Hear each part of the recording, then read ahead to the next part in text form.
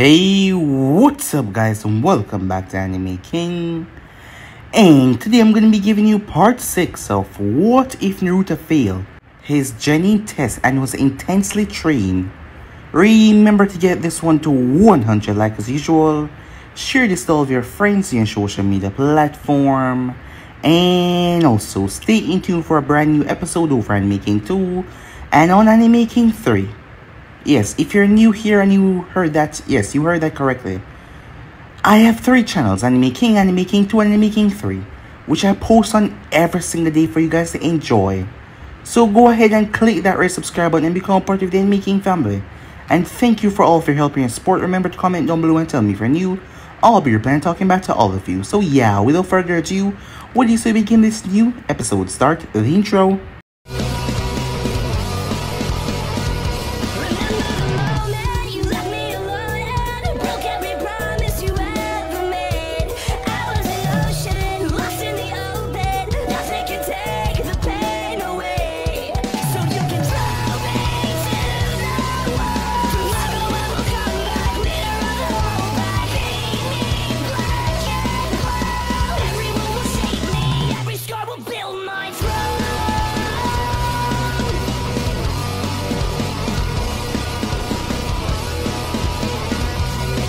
So the last spot we left off, as Naruto came home, he realized he locked the door, so why was it open? As he made his way inside cautiously, he pulled on the tanto that Danzo had gave him as he looked around, only to be attacked from the ceiling as he jumped away. The person wearing the mask simply smirked at him, but he couldn't see it, as the person told him that, let's see how he used that training. The gas pan exploded with an explosive tag. As Naruto was thrown, the entire apartment exploded. He slammed into the wall. As his vision started to blur, he saw Sai standing over him as Sai helped him out. As Naruto ended up passing out, his injuries taking a toll on him as he was badly burned. He woke up at the hospital. The woman came in and she checked over his shorts before she headed off. He was pulled into his mindscape and the fox kept on mocking him. He also made Naruto hurt himself in the past, when he was fed up of the villagers and he wanted them all to die. The fox told him he could release all of his pain easily, just rip the seal off. As Naruto couldn't take it anymore as he reached up, but only he was stopped by his father. Shockingly, Naruto saw his father, he got angry. Minato was confused where Kushina was. He knocked her out so she wouldn't seal the fox back in herself. He couldn't understand. As he asked Naruto if Jiraiya, even worse, Orochimaru didn't say anything to him, snazzy. But Naruto told him no, he lived in an orphanage. Minato was confused as Naruto got angry. He wanted them all to die. He didn't care a damn about Konoha. Minato slapped him, changing that thought out of his mind. The innocent did nothing, as he tried to his best to understand the pain that Naruto was in, but he couldn't fathom it. But he apologized to his son. He knew words didn't mean much. Naruto started to calm down after a while as he wanted to talk to his father. After all, this might be the last time he'll be seeing him. Minato told him about a secret compartment at the graveyard ring. No body was retrieved, so he had placed his Harishing marker there. He would find the Harishing kunai at the top of the monument. He should use it to open a secret compartment, and there will be a lot of things inside that will help him with his shinobi career. As his father faded away, the chakra ran out. Time passed after that as the fox laughed. He healed Naruto back in an instant, showing that he could do it all the time, but he was just, well, messing with him as it seems. As mission started back up, Sakura was surprised seeing Naruto here because she heard that he was in an explosion. Danzo offered Naruto a house. As Hiruzen couldn't really say anything about that. After all, what could he say? Danzo was a wicked, cruel man. Well, he could not, as Naruto wouldn't understand fully and it would just make things more difficult. So with that, they went to another D-rank mission. There was a woman there belittling Naruto every moment, as Naruto spoke about people that died. People that, well, were her family. In the fox slaughteration, the woman went pale as she just went quiet. She paid them and they left. After that was over, as Aoba figured that his team would benefit from a C-rank mission, so they did one. As they arrived at the gate waiting for their client, as Naruto had said goodbye to Danzo, who told him to be prepared for anything, as he was now living in the man's house. His Kinjutsu teacher, who trained him very well, as Naruto appreciated it very much. Hiruzen and Aruka was talking, Ayam had confessed to everything, despite her not doing anything. That was the weird part. Seems like someone was, well, changing everything just to make everything seem bad, to make it affect Naruto in a way. Well, you guys just have to find out. So yeah, that was basically what I thought. You guys can switch across the place and check it out for yourself. So what do you say begin this new episode? The group was at the gate waiting for the client when a half-drunken man came up to them. He stammered as he took a swig of his steak. I am the awesome super builder, Tazuna. Have you seen the super ninja team designed to escort me on this mission? We are, Tazuna-san, Aoba said calmly. The man gave a curious glance at them as he huffed and crossed his arms in a rather childish manner. I hope Pinky there pulls her weight. She's a bit too scrawny to be a ninja. Sakura's eyes narrowed in annoyance. Sure, she wasn't all that built. She was a trained shinobi though. And a trained shinobi is the one to insult her, not a damn civilian. I would kindly advise that you do not insult your escort, Aoba said. Since the moment they got their headbands, they swore to lay their life down for this village. They are all prepared and adequate. I trust them to do the right thing. As Aoba noticed Naruto's eyes, it was focused right on the man's neck. He had no doubt that Danzo Shinmura told the boy where to strike if he wanted to kill, and it seems that comment about Sakura really got to Naruto a bit.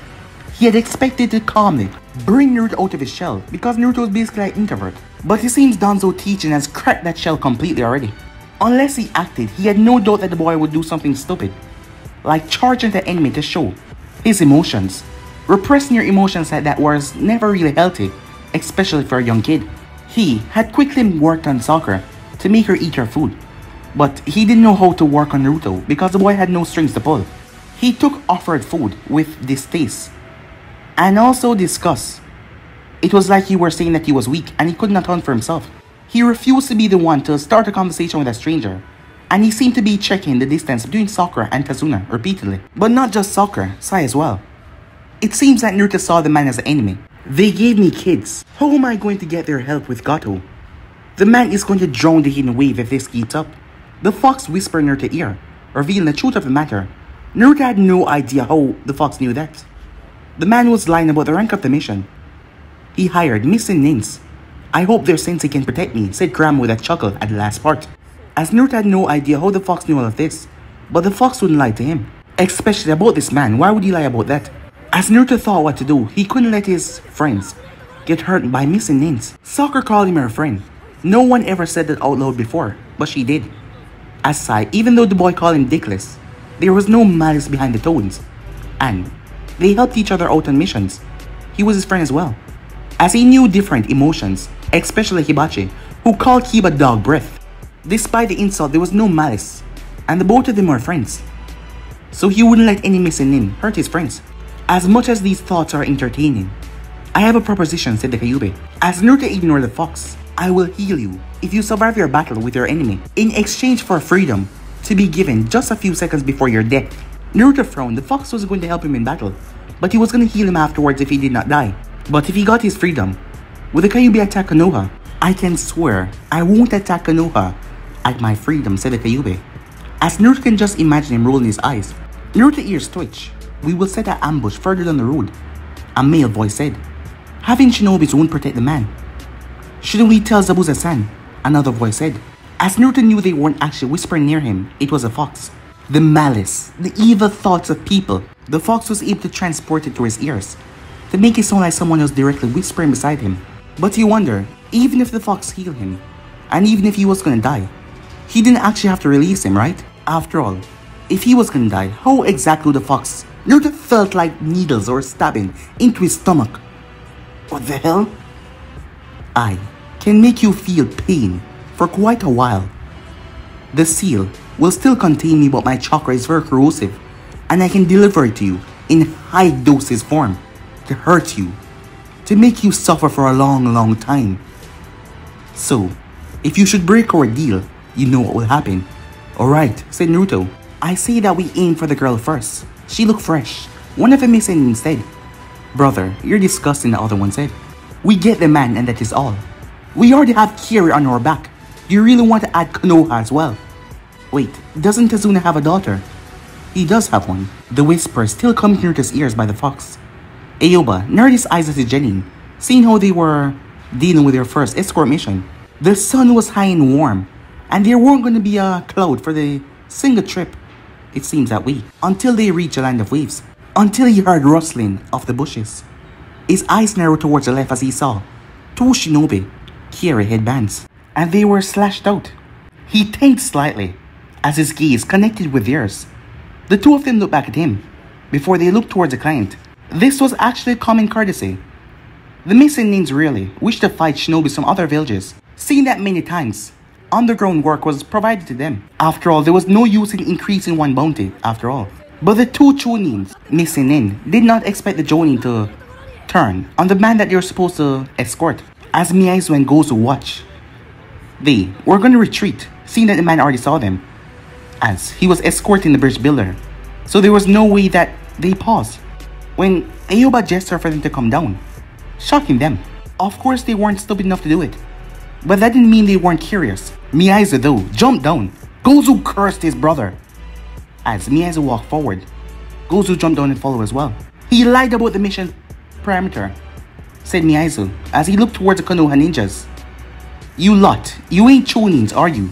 No, they aren't. I'm a jonin, however, so don't get any strange ideas about my genins, said Aoba. Tazuna-san, as Tazuna started to shiver at this point. Did you know that you were being targeted by enemy shinobis or not? It's a simple question. I didn't know, said Tazuna. He knows that Gato has us in a payroll, Miyaizu said. We intimidate him plenty. His daughter is such a nice girl too. You will leave Tsunami out of this, Tazuna yelled back. Gato won't stop the people of Wave of rising up against him. Tazuna then turned to the jonin. Please, you have to help us. If you don't, Tazuna-san, Aoba said, cutting him off. Did you know that shinobis would be out for you? Tazuna looked torn, but he nodded. If I had told, they would have increased the cost of the mission. There just wasn't enough money. You lied about the mission parameter, said Aoba. But we're super poor. We barely could scrap by the materials, and the cost of this mission got to is killing us. You can't. Zabuza of the Hidden Mist is our chief, said Miyaizu. If that isn't good enough, that boosts the mission to A rank immediately, Aoba said. Do you know that one of the swordsmen of the Hidden Mist or enemy, Tazuna-san? Asked Aoba. Tazuna's hands clenched, but he nodded. Please, we will pay you back anything you wish. We will pay you hundreds or thousands, so long as the bridges... He was cut off though. Law 9 is clear in the shinobi code, said Aoba. Should the client lie about his side of the mission concerning a shinobi that may put the shinobi at risk because of he or she being unprepared, he is to be dealt with upon acts of treason against a Hidden Leaf village. Tazuna stepped back. Please, I have family, and they would hate Konoha if I die for life. And people, the people of the Wave, they will... You have lied and admit doing so on the mission parameters. Ayamanaka will extract this memory from my brain and confirm it, said Aoba. The mission code is clear. The kunai whipped through the air as blood sprayed. Tazuna's head dropped down to the ground, his body following next. I take it, there's no need for a confrontation, said Aoba. There isn't. We'll take our leave then. Always a pleasure doing business with Konoha. Need anything in Wave era, we'll be there for a while. You just need to ask. I will tell the higher-ups, Aoba said. The two chonins then disappeared from sight into the trees. Aoba turned towards his genins, two of them looking pale. Smidge of blood over them. On the other hand, Sai was emotionless as always. He even looked bored. Sakura stared at the headless body, tremors running through her body. She dropped to her knees as she started to puke before she started to cry. And Naruto just looked at the body with a mixture of disgust and self-loathing. Why was he looking at it with self-loathing? Why would he ever blame himself for this? Aoba thought to himself. It wasn't him that had written Shinobi Code, and unless he read Tazuna's mind somehow, which he could not, there was little he could have done. Maybe it was just some sort of saving people thing he had. No, that was wrong. The boy didn't trust people quickly at all. He was probably disgusted with himself that the man had lied, and that he did not see any quicker to avoid Sakura the sight of seeing this. Aoba doubted that there was anything romantic in that knight in shining armor feel. But if there was, he will carve it out in time. Sakura was a kunoichi and he was a shinobi. Sure, they were teammates. That meant they had to complement and support one another, not protect the weakling. That's my way of thinking was really bad. Sakura, can you stand? Aoba asked. You killed him. You just killed him, she said. Protocol 9, Sakura, isn't taught in school. Someone must certainly ask why it wasn't even written on the school book. There's always the smart kid in the class that asks, what did the Chunin sensei said? Sakura knew the answer. Always the smart girl. She had been the one to ask. There was no Protocol 9 in the book, it was just not there. As she looked up at her sensei, he said that we would learn it in the field, and he wished that we wouldn't get to learn it soon. Exactly, Aoba said, as he pulled a scroll and sealed away on his body. As he closed it, a red ribbon was placed on it. Every Jonin is assigned 3 of these scrolls when taking on a Genin team, Aoba said, and every Jonin wished that he will never have to use them for his students.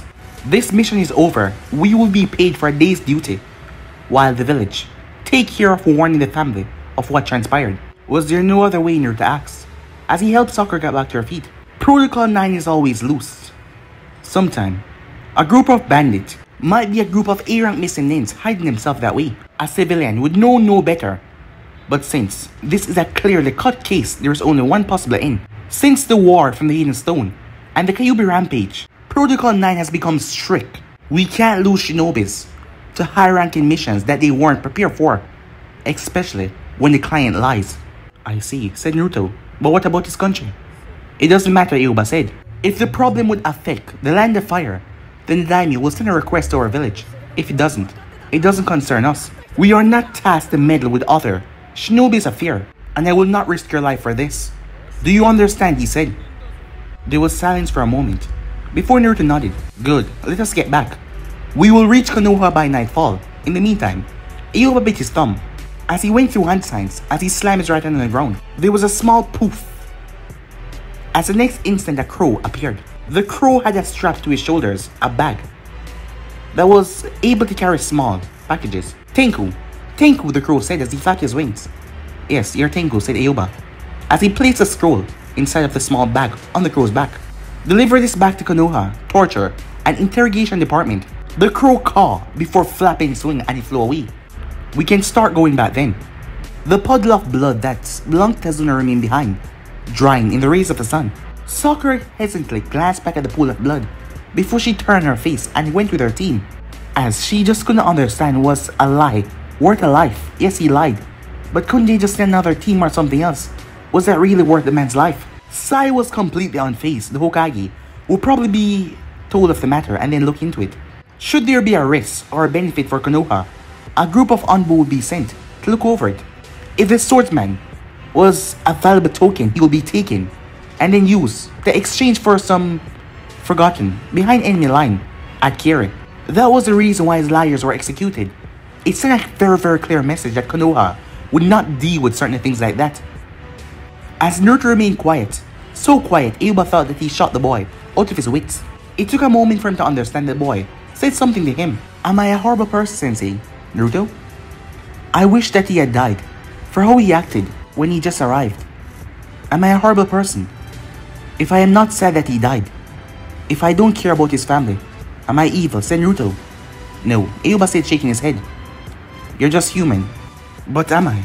Am I really a human? Naruto, do you want to tell your teammates? Asked Aoba, as he looked towards Sakura, who was showing a concerned face of fear. Sai, showing nothing at all. Sakura already knows, said Naruto. Sai, said Naruto. I am the Jinjulki of the Kyuubi, he said. Oh, said Sai. That still doesn't change the fact that you're dickless. Naruto snorted, as he expected that was the way Sai would reacted. When they finally arrived at Konoha, there was a small group of civilians. Sensei? Sakura whispered in surprise. They seemed to be waiting for someone, and as the group arrived, the civilians started to point and call to others. As Naruto stopped, "You monster!" An old woman in her 80s shouted. "You haven't taken enough, have you? Have you?" she shouted. "Madam, what is going on?" Aoba said, as the tuning guards held the woman back. Katetsu, was it? "Ayam was the sweetest girl ever." A voice came from the crowd said, "A teenage boy. And now she's dead because of him." Sakura frowned. Ayam. Why was that name so familiar? Why? Her gaze turned towards Naruto, as Naruto's eyes looked frightened in shock. You demon! A woman in her 50s spat as it landed in your Naruto direction but didn't touch him. The third was kind enough not to smother you in your crib, and you did this, you demon. No, just go and die. Die! The words kept on shouting out. You haven't taken enough, have you, after all you did? We will have our revenge. I hope you die. Sakura sighed. Take Naruto back to Shimura-san's home. She snapped out of her shock as he took Naruto's hand and started to lead him away. One of the civilians threw a rotten tomato but Sai sliced in half. It's alright, Sakura said. Everything's gonna be fine. I am dead, he whispered. I'm the one who... No, you didn't, she snapped back. I'm sure it was a misunderstanding, she said. No, I told them that she poisoned me. I was confused. She was... Naruto, wait. Sakura paused. She poisoned you? Yes, but... And you knew and said nothing? As she now realized why he was so hesitant to eat much, even when she tried to treat him to ramen. You idiot, she shouted, grabbing by the jacket. She got what she deserved. She tried to kill you. No.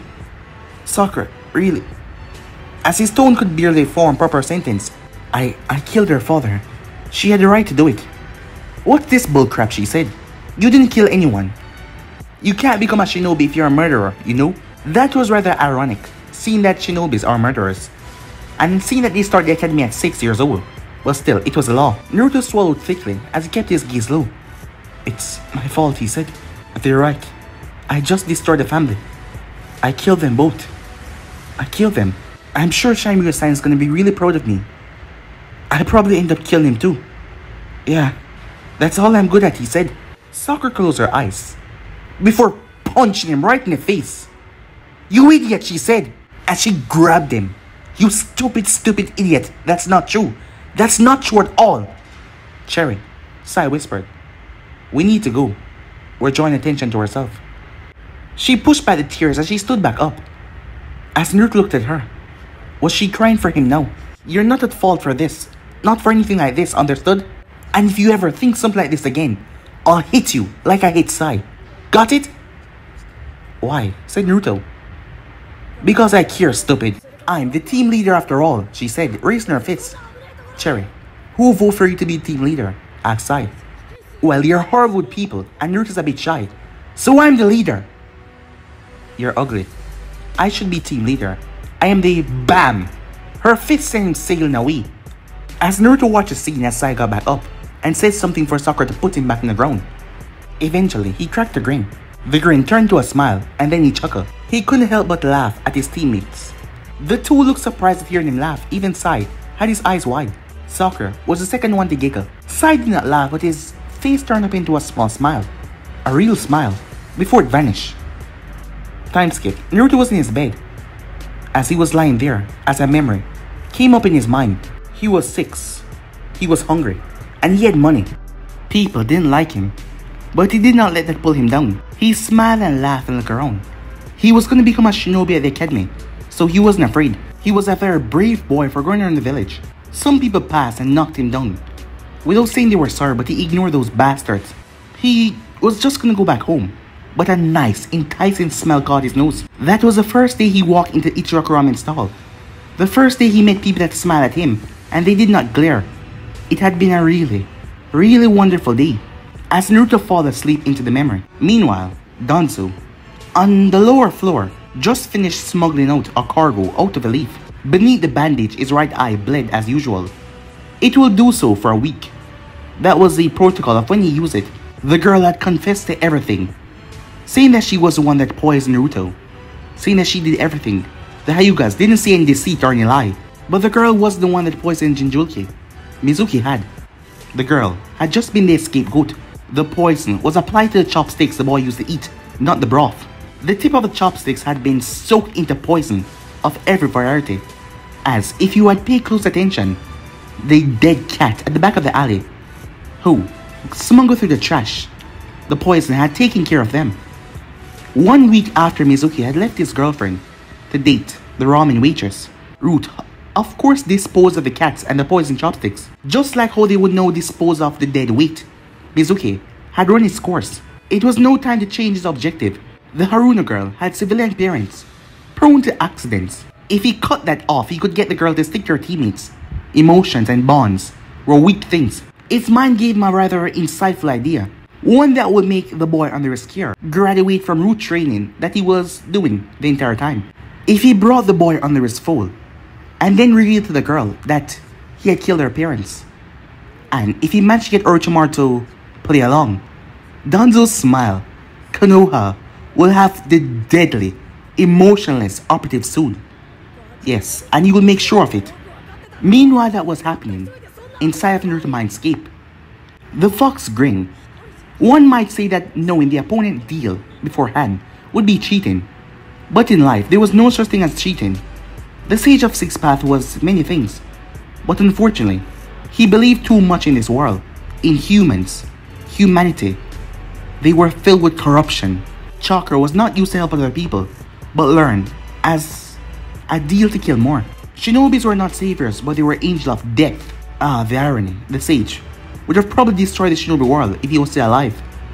Since he wasn't, the work fall on him. And his brothers and sisters that were out there as well that was locked up. Well, if he got them to cooperate. Time skip. Shamira Sensei was quiet. As Naruto slowly entered the kitchen the following morning, the bandaged man looked at him with his own eye. The question behind it. "I'm sorry I overslept," said Naruto.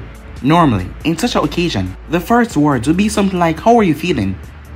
Or, "Is everything alright?" But I will avoid them, Danzo said in a low whisper.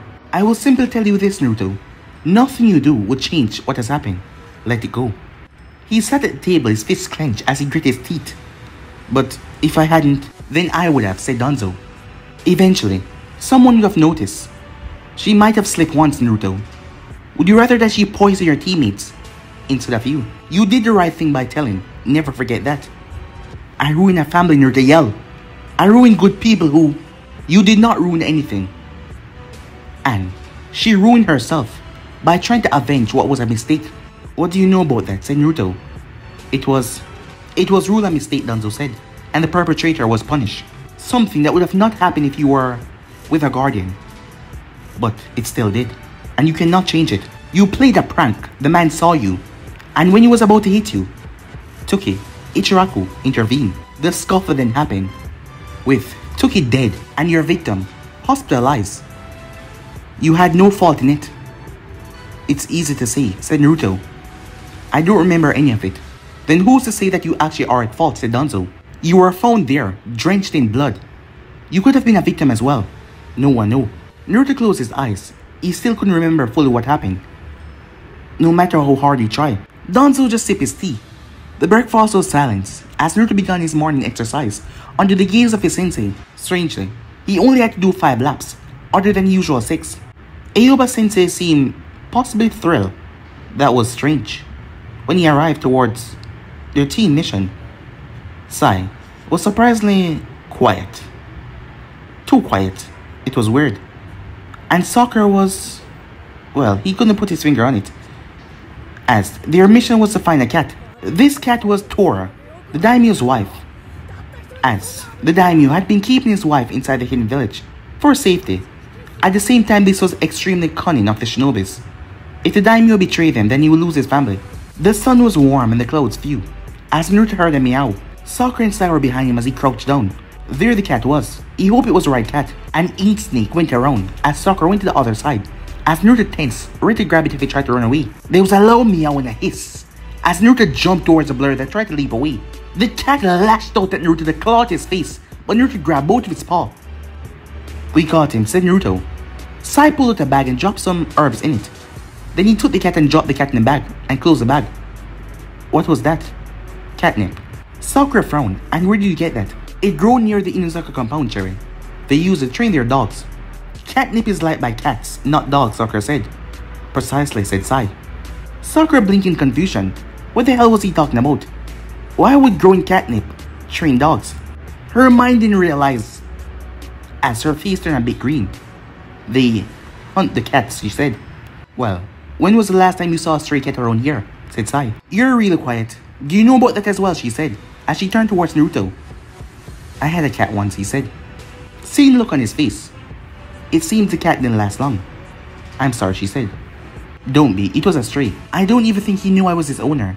He just passed by every now and then one day he just stopped. They hauled the backpack back towards the Hokage Tower in silence, as their sensei was waiting for them on the bench. He was scribbling in a book, murmuring words like planning, mixed planning, contingency and all that. As he saw them, he got to his feet.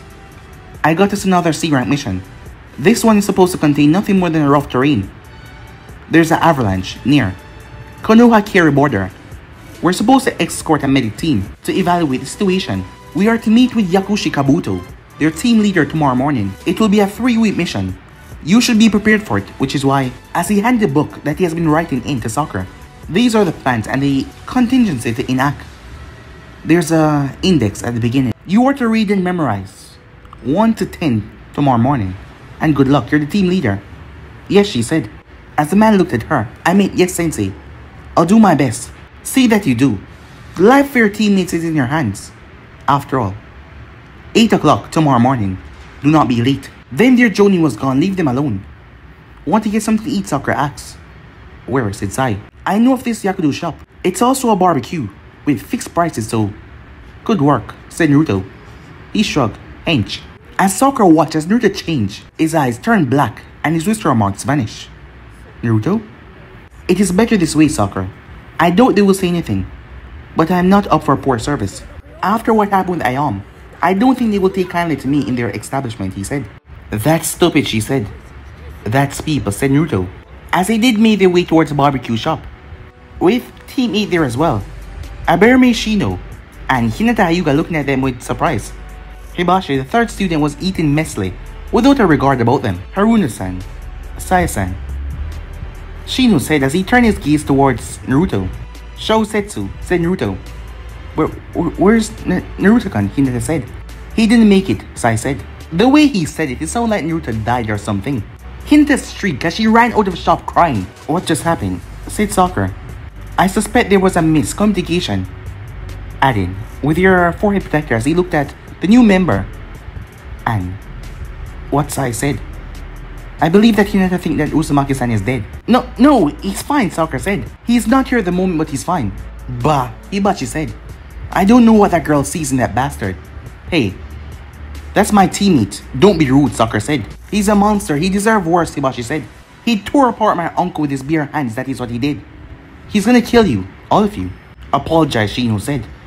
Uzumaki-san's a Genin of Konoha, and logic dictate that he wouldn't graduate if he was mentally unstable. As Sakura glanced towards Naruto, his body was tense a bit. He looked ready to depart. There had to be a story about this, she thought to herself. As their food arrived, Hibashi did not say anything. After a moment, they also got up and left. What was he talking about, she finally asked, her voice low. Nothing, Naruto whispered. Sakura's right eye twitched. As she noticed whenever he lied, his gaze always turned downward, and his tone got a lot softer. He was probably blaming himself again for something that wasn't his fault. Aren't we your friends? We can help you prank him if he's... No, said Naruto. No pranks. None at all. He's probably right, and that is all to say on this, said Naruto.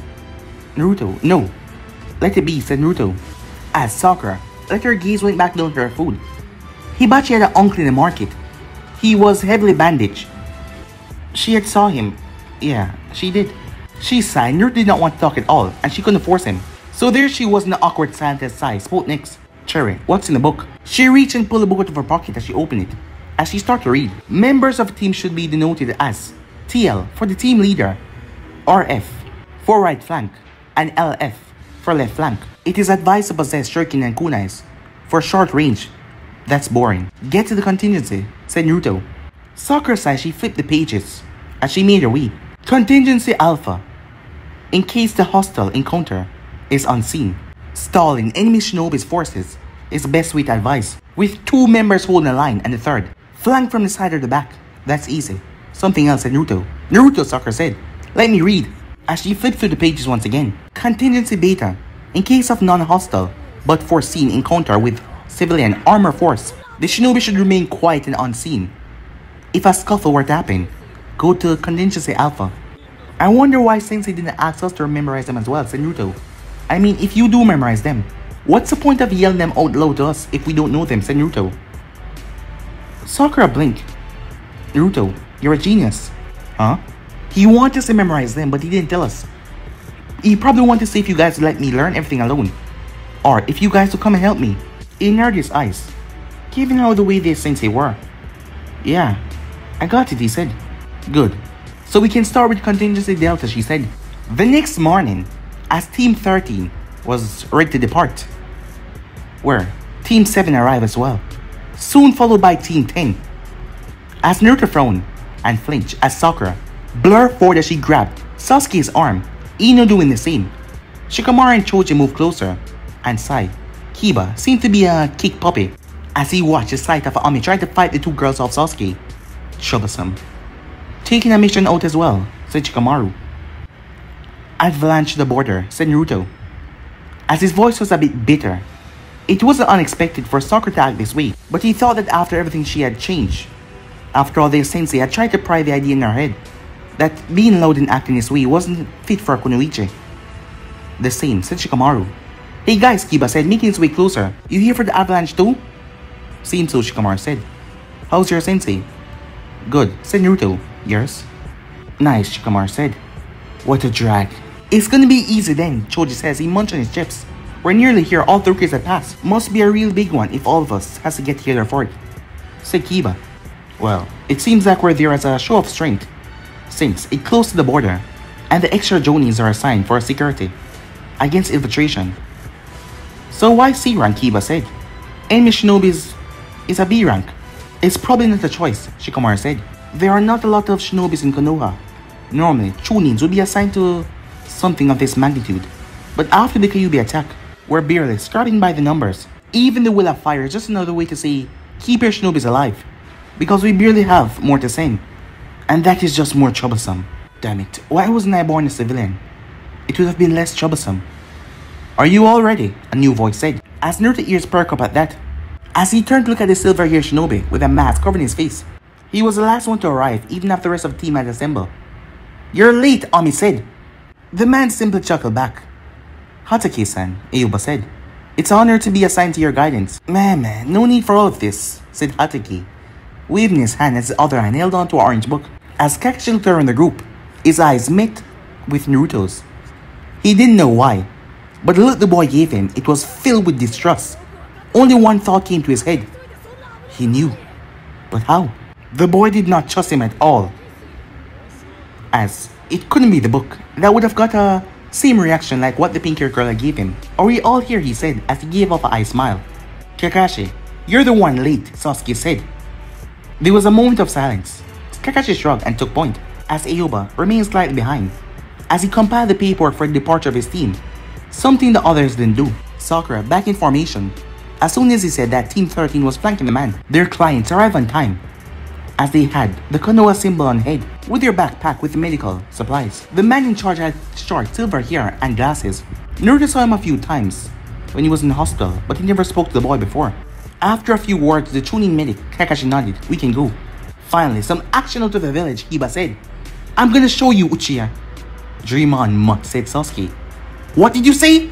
The noise between Kiba shouting, Sasuke ignoring him, went on for most of the day. And then Ami, as she kept on bickering. As Naruto glanced towards the other teams, Shikamaru was dragging his feet. The Yamanaka girl was saying that she was tired. The Akamichi was quiet, but he was sweating a lot. As Naruto was inwardly pleased. His team was the fittest. And with Sakura looking around, instead of staring at Sasuke, everything was right with the world once again. As they camped for the night, his sensei just offered to take the spot beside him. Naruto, how are you holding up? Naruto blinked as he lowered his gaze on the ground. I'm fine, he said. Alright, Ayuba said. If you want to talk, I'm the one sleeping next to Sasuke-kun. Ami yelled in that moment. No, you're not, Ino snapped back. I'm sure you'd rather have me than you. Sakura stand up, but Sai grabbed her hand, his gaze looking deadly. As she diverted her eyes as they met Ayuba sensei, who was scowling. As Ayuba stood up as he made his way to the other Jonin sensei, a bearded man that was playing shogi with Shikamaru. The two girls got caught as everyone was looking at them. Both Ayuba and Kakashi left the camp after Kakashi came over and said something. The Jonin sensei returned a few minutes later, as Ayuba was fuming, but Kakashi seemed calm as hell. Everything didn't quiet down, as Kiba and Sai took the spot next to Sasuke, and Naruto, Shikamaru and Choji took a spot. The three girls, shoulder to shoulder, they were fuming. And with that, everyone got some sleep. As Naruto noticed a look from the Chunin medic, a look of disgust. It wasn't settled towards him, but everyone, it unnerved him. The next morning, Naruto was awoken by Choji's stomach grumbling. Rather loudly, the boy was already hungry. Their departure happened at dawn after a quick breakfast. They quickened their pace as they made their way, before they stopped for lunch. Who know how to climb trees, Kakashi said. The Chonins looked around, snorting a bit, as Kiba shouted out, "We all know. They taught us at the academy." As Naruto's ears locked off the rest of dialogue, it seemed like the silver-haired Jonin has not yet teach his students about tree climbing. He brought up his hand. Sakura and Sai looked at him. Sakura was a bit surprised. "Demonstrate," Ayuba said, as Naruto went over to the tree and walked up it, before making his way towards a branch. As he then flipped off and landed on his feet. "Naruto, what was that?" "Shamira-sensei said I have to master the basics. Other than that, you can't advance." "Was I doing anything off rhythm?" "No, not at all," said Aoba. "How about you, Sai? Who taught you?" he asked. "Private instructor," said Sai. "Very well then, Naruto, remain behind and assist the others. Sai, you and I will go ahead and scout." Naruto nodded. As he turned, why were all of them looking at him now? Even Sasuke had a bit of scowl looking at him. Perfect. Alright, he can do this. "Move to the trunk," he said. As the others shrugged, Kiba, making their way forward. As Sakura looked at the tree. It couldn't be that difficult, right? She made her way before slipping after getting 2 feet up. Huh. Take that, forehead. As Sakura glanced up, she glared at Ino, who was sideways up in the tree. Although she hadn't reached the top. "Shut it, pig! I'll reach up there before you," Sakura said. "Huh. Well then, shall we have a bet? The first one to reach up there, get to sleep next to Sasuke-kun," Ino said. "You're on," Sakura said. Ino smirked as she calmly walked all the way up to the top. As she reached, she flipped. As she landed calmly on the ground, with a charming smile as Naruto narrowed his eyes. That was too natural. Well, she was a part of a clan, the Yamanakas. He should have suspected that much. He should have warned Sakura, but he didn't want to interrupt the girls bickering. She lied. She have to have known how to do the exercise, Sakura said. "I'm sure of it," as she kicked the tree.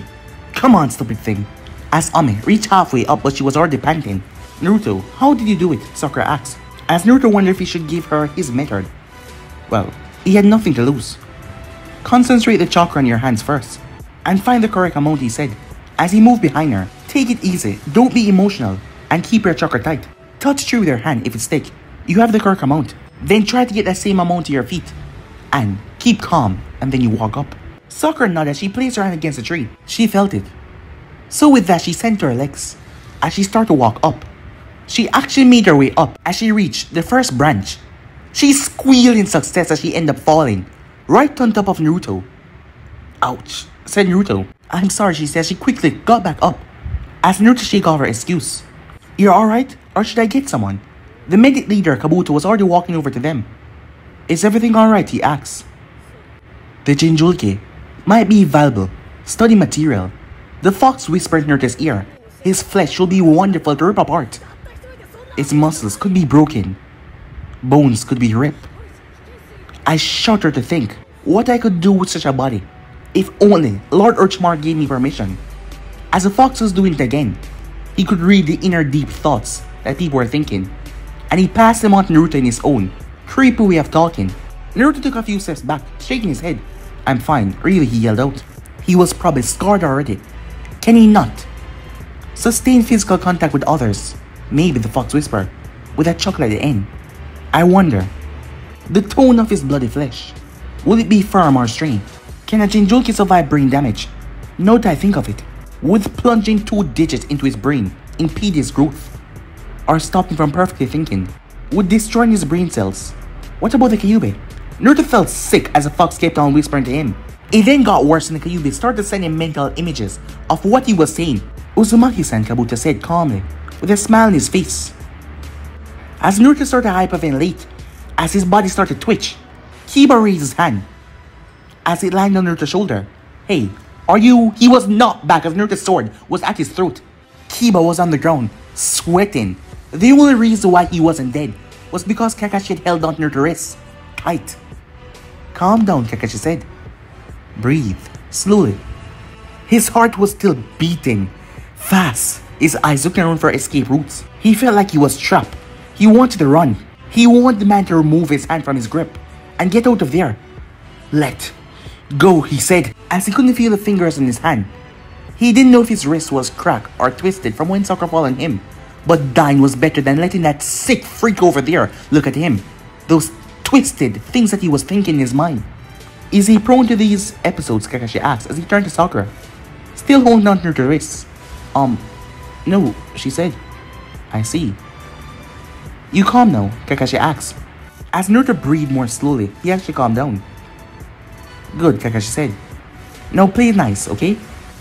As Kakashi released his wrist, Naruto placed away his sword and moved away from Kabuto to the edge of the clearing. Now, Sakura paused as he just kept on walking, as he pressed his back against a tree and lowered his head. Kakashi's eye was on the boy, literally breaking down right there. Kakashi knew many people that came back from war, and it was never nice to sneak up behind them. But Naruto was young, yet the boy had so much stress, so much nerves. He knew he had to talk to the boy, if not for him, to at least make sure he was still a functional member of the team. He needed to make Aoba see the problem. On the other hand, his eyes narrowed towards the Chunin, Kabuto. Average, Chunin. He was average, yes. Nothing screamed evil or enemy about his features. He was actually worried about Naruto's sudden breakdown, and know he was blaming himself for just breaking down like that. As Sakura also cursed herself for not knowing this quirk of her teammate, but she never saw him do this before. Kiba had stood back up, but he was quiet. He was shocked. Was he gonna stab him? Kakashi closed his book as he came to a thought. Yes, he will do it. Tomorrow, he would talk to his sensei's son and offer him some advice. If Aoba didn't properly sort out the case, that is. And if it wasn't solved by tomorrow, he would talk to him once more. It's time that he started to help the kid. It seems like he really needed it. But guys, be in subscribe right here. If you want Snake's part to do, like, subscribe, comment down below, and turn on that bell notification to stay posted. Remember, share to all of your friends in your social media platform. And if you're new, guys, yes, I have 3 channels. This is Anime King. I have Anime King 2, Anime King 3. I post something from them every single night for you guys to enjoy. So go ahead and click that red subscribe button and become part of the Anime King family. I would really appreciate the support, and turn on that bell notification to stay posted. And yeah, remember to comment down below and tell me if you're new. I'll be replying talking back to all of you. So yeah, without further ado, I'm out for now. See you guys soon over Anime King 2. Peace.